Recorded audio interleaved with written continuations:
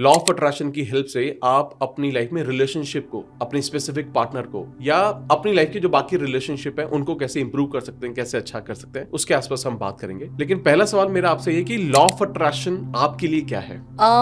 मेरे लिए law of attraction, अगर मैं बात करूं कि क्या है, कैसे है, वो आज मुझे पता है क्या है क्या नहीं है, लेकिन पहले मुझे नहीं पता था कि लॉ ऑफ अट्रैक्शन क्या है। सो जब मैंने अपनी जर्नी स्टार्ट करी, मुझे एक चीज समझ में आता है कि वर्ड्स नहीं थे, बट शायद लॉ ऑफ अट्रैक्शन में अपनी लाइफ में लगा रही थी। तो वर्ड्स मुझे बहुत टाइम बाद समझ में आया एक्चुअली क्या है, but I had no words जब मैंने स्टार्टिंग करी। तो बचपन से मुझे एक चीज पता थी कि जब भी मैं कोई चीज करने की कोशिश करती थी या मैं देखती थी तो मुझे लगता था ये मुझे चाहिए और ये मुझे मिल जाएगा। तो ऐसे ऐसे लॉ ऑफ अट्रैक्शन लगता गया। फॉर एग्जाम्पल, मैं एक बहुत छोटा सा एग्जाम्पल लेना चाहूंगी कि जैसे when I was small I used to go with my mother. मैं अपनी मम्मा के साथ जाती थी शाम को सब्जियां लेने। तो जब हम सब्जी लेने जाते थे तो आपने हमेशा देखा होगा कि अगर एक बेसिक जरूरत है घर की, टमाटर, प्याज, आलू, हाँ, सो हमें ये 3 चीजें बहुत बेसिक चाहिए। तो जब मम्मी टमाटर लेती थी तो टमाटर ना 2 जगह डिवाइडेड होते थे, और मैं इतनी छोटी हूँ, मुझे आज भी इंसिडेंट याद है। तो 2 जगह होते थे, उसके अलग अलग प्राइस होते थे। एक थोड़े से सड़े हुए और एक बिल्कुल फ्रेश ताजे जिनका प्राइस थोड़ा ज्यादा होता था। मम्मी हमेशा जो लो प्राइस वाले होते थे उसमें से छांट के लाती थी। वो ऑलरेडी गंदे होते थे बट छांट के लाती थी। I always used to think कि ये वाला क्यों नहीं, ये क्यों।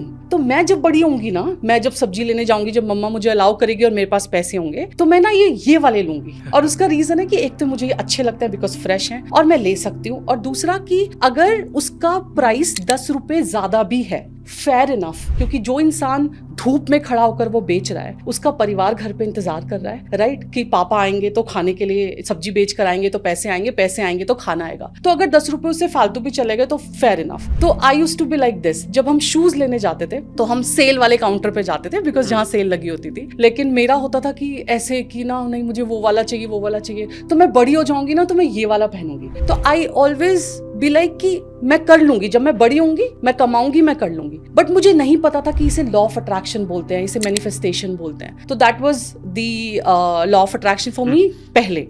आई got definition of law of attraction, इसका एक्चुअल मीनिंग मुझे तब पता चला when I met you. So when I met you I understood कि okay this is law of attraction. So when I met you I found कि okay बंदा तो same frequency का है, सेम चीजें, सेम मेरी तरह मेहनत कर रहा है, सेम मेरी तरह आगे बढ़ना चाहता है लाइफ में, लेकिन ये कोई तो एक मैजिक है जो अप्लाई कर रहे हैं, जो जिसके बारे में मैं नहीं जानती। So when I saw you practising law of attraction and manifestation and then you made me understand कि एग्जैक्टली क्या होता है, तब मुझे एक्चुअली लॉ ऑफ अट्रैक्शन की डेफिनेशन समझ में आई।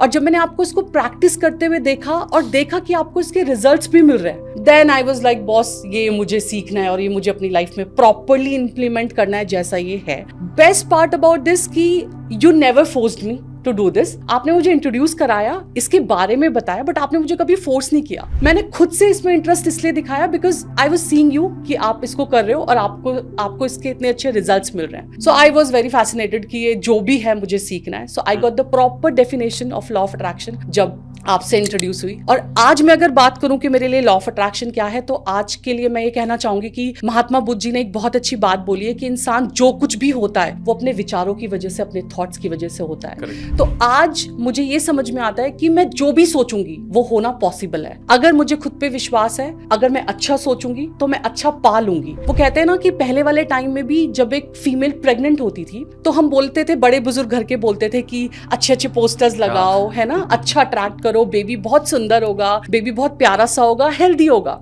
तो ये हमने बचपन में भी सुना। घर के बोलते थे, घर के बड़े बोलते थे कि जबान पे सरस्वती बैठी होती है इसलिए अच्छा बोलो। तो आज मेरे लिए लॉ ऑफ अट्रैक्शन यही है कि अच्छा सोचो और अच्छा बोलो। आपके वर्ड्स इतने पावरफुल हैं कि वो औरों को तो कर ही सकते हैं, वो खुद को भी बहुत हर्ट कर सकते हैं। तो अपने बारे में भी अच्छा बोलो, दूसरों के बारे में भी अच्छा बोलो। और अपने बारे में जब थॉट्स की बात आती है तो आपके थॉट्स बहुत पावरफुल होने चाहिए बिकॉज जो भी आप सोचोगे वो पूरा होगा। That's for sure. Amazing, very good.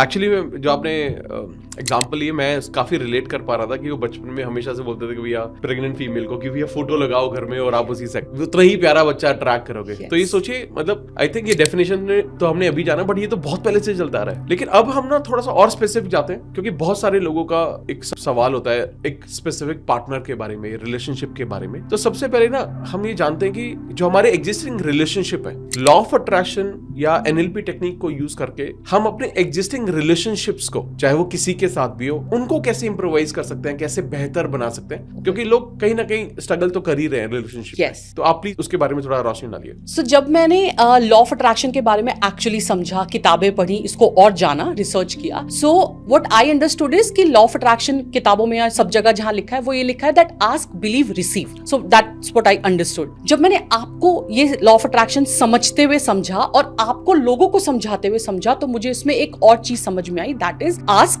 Then your feelings, then believe, and then action, and then receive. Correct. तो मुझे ये बहुत पावरफुल लगा कि yes, feelings are very important, your vibrations are very important, and taking action is on top, मतलब बहुत important है। जब मैंने इसे अपने हिसाब से समझा और जब मैंने इसको और प्रैक्टिस किया, तो इसमें मुझे एक चीज और समझ में आई आपसे, और जब खुद से पढ़ा तो एक चीज और समझ में आई जिसे मैंने अपनी लिस्ट में ऑन टॉप रख दिया, that is gratitude. So existing life को अगर ठीक करना है तो most important part is gratitude. Be grateful, जो भी आपके पास है वो बहुत इंपॉर्टेंट है। आज के जमाने में हुआ क्या कि हम ग्रैटिट्यूड का मतलब समझ गए, लेकिन कहीं ना कहीं ग्रैटिट्यूड ना हमारे लिए हैशटैग ग्रैटिट्यूड हो गया। So it's not gratitude coming from the heart, it's a hashtag gratitude. So वो हो गया।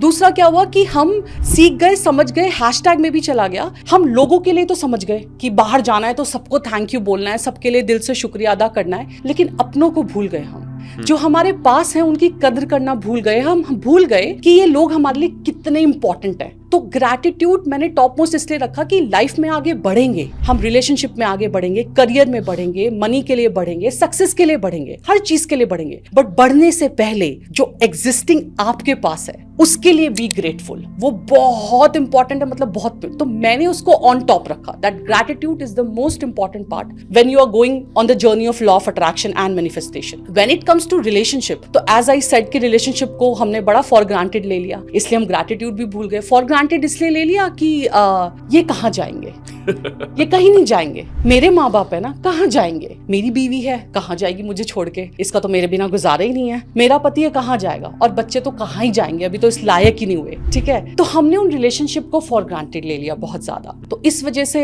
थोड़ा सा, तो अगर हम ग्रैटिट्यूड रखते हैं तो हम अपनी एग्जिस्टिंग लाइफ को और रिलेशनशिप को बेहतर बना सकते हैं। फॉर एग्जाम्पल, अगर लेट्स से बात करें, हम हमारी बात करूं तो हम जब काम के लिए निकलते हैं तो हम फैमिली भी देख रहे हैं, हम एक दूसरे को भी देख रहे हैं, हम अपने टॉडलर को भी संभाल रहे हैं। आज हम पॉडकास्ट के लिए आए हैं तो पहले हम नानी के पास छोड़ के आए हैं, फिर हम पॉडकास्ट के लिए आए, फिर जाके उनको रिसीव करेंगे, पिकअप करेंगे, फिर घर जाएंगे। So it's a thing. And साथ में हम अपनी फैमिलीज को भी देख रहे हैं, अपना बिजनेस भी देख रहे हैं, अपना काम भी देख रहे हैं। मैं अपना कॉलेज डॉक्टरेट चल रहा है, मैं वो भी देख रही हूँ। तो ये साथ में की रिस्पॉन्सिबिलिटी है, ये अकेले की जिम्मेदारी नहीं है। तो जिंदगी में एज अ कपल आगे बढ़ना है तो साथ में बढ़ना पड़ेगा, ऐसे नहीं जा सकते।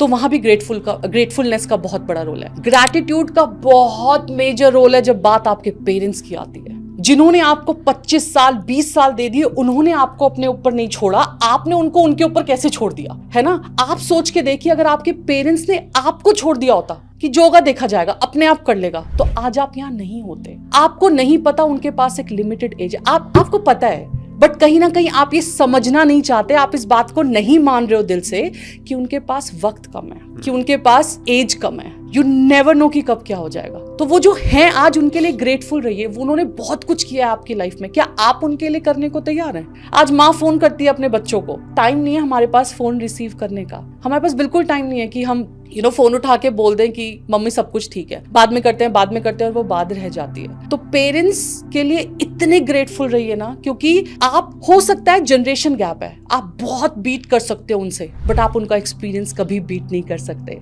आज हम कहानियां सुनने के लिए बाहर जाते हैं, किताबें पढ़ते हैं, लोगों से मिलते हैं, नेट पे कहानियां ढूंढते हैं, टीवी देखते हैं, बहुत कुछ देखते हैं। आप जरा अपने माँ बाप के पास 2 मिनट बैठिए, आपको इतने किस्से कहानी मिलेंगे ना, और उन किस्से कहानियों में इतनी सीख होगी कि आप जिंदगी में कहां से कहां पहुंच जाएंगे। तो ग्रेटफुल उनके लिए रहना बहुत जरूरी है। सिमिलरली अपने बच्चों के लिए ग्रेटफुल रहिए, अपने दोस्तों के लिए ग्रेटफुल रहिए। बच्चों के इसलिए आप नहीं समझ पा रहे आज लोग कितना स्ट्रगल कर रहे हैं बेबी प्लानिंग के लिए।